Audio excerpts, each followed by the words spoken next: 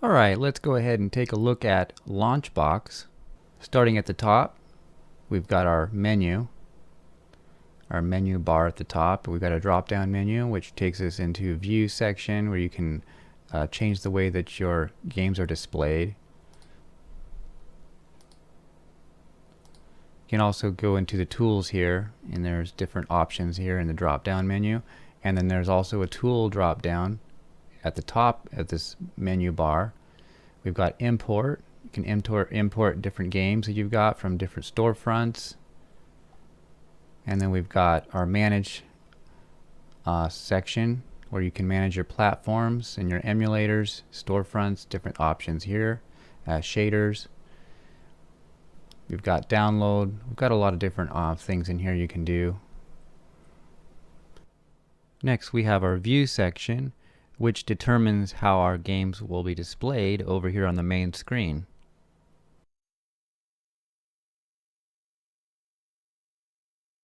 You can hide games, show, hide, different things here. You've got badges. I should mention this is the free version of LaunchBox, so some of the options won't be available. But if you have the full version, then everything is opened and free to use. We've got our different filters here. You can arrange how you want to see your games. And then we've got some image groups where you can show how you want your games to be displayed if you've got the images. And we've got badges, which is available in the paid version of LaunchBox. And then coming over here up onto the upper right corner, we've got our sound settings. Of course, this is a theme, and so sometimes depending on the theme that you've chosen, your sound settings will be at the bottom and different options will be at the bottom.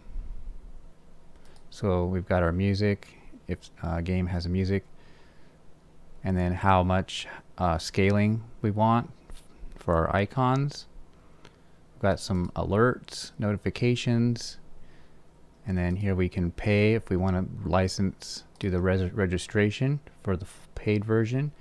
Over here back on the left side, we've got a search, and then we can look at our games through different filtering here. We've got a drop down menu for filtering. We've got our different platforms here and how they're listed, and depending on what things you've got installed into your LaunchBox, they will show up over here on the left side. And most of mine games are from DOS, for DOSBox. Of course, I do have a few of these arcade games. And then I've got a option for the installed games, and then our DOS, and then some Windows games, which links to Steam if you have it generally. And then over here on the right, we've got a bit of information. Depending on the game that you've chosen, it'll show a community rating, and then you can also select a rating with your stars. You can edit the name, edit some of the metadata for the game.